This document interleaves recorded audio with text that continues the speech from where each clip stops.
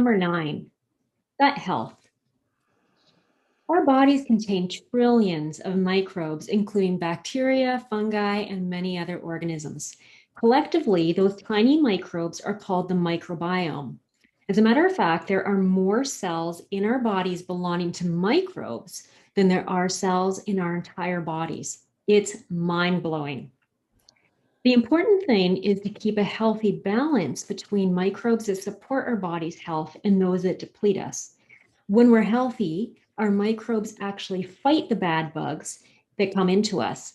Stress is known to affect our microbiome in a negative way, making it possible to get sick or have digestive issues.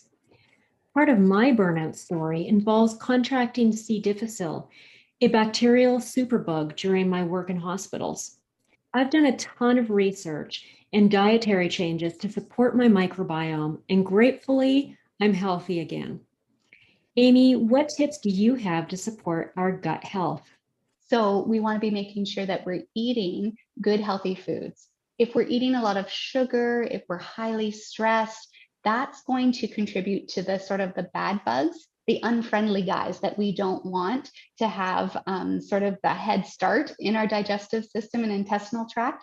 We want to make sure that we are nourishing our bodies with probiotic rich foods. So things like plain yogurt. What you want to be looking for is something plain, unsweetened, because while we might have the yogurt that has the probiotic activity, as soon as we start adding sugars and flavorings and things, we kind of negate that. We want to have some good fat in that yogurt as well. If we pull out all the fat, we're not getting the same kind of benefits from that yogurt. Other foods that are good probiotic rich sources would be things like miso, which is a soybean paste, and you can use it for soup. Raw sauerkraut is another really good source of probiotic activity. So when I say raw, we want to make sure that it hasn't been canned, because when it's been canned, the high heat temperatures actually reduce the amount of probiotic activity. So when I purchase sauerkraut, I look for it in a vacuum sealed bag. I don't love that it's in plastic, to be honest, but I get it home, I take it out of the bag and put it in my own glass jar, and then we're good to go. You can also try kimchi. We also want to be thinking about overall gut health. And so sometimes for certain people, coffee can be a really big trigger. So if our overall gut health isn't very good, we start to experience other symptoms. So like Benita said, our immune system function relies quite heavily on the health of our gut. It's about 70 to 80% of our immune health resides in our gut. And so we want to be thinking about keeping a healthy gut. So there's a gut-brain axis.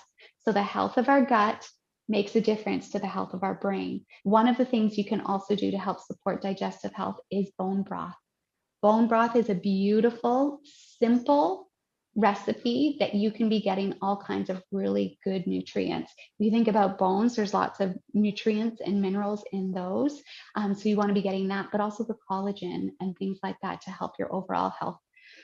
If you would like a bone broth recipe, I have a wonderful recipe that is fairly easy and hands off, and it is on www.designedforyounutrition.com, and you can just look up in my recipe section and you'll find it right there.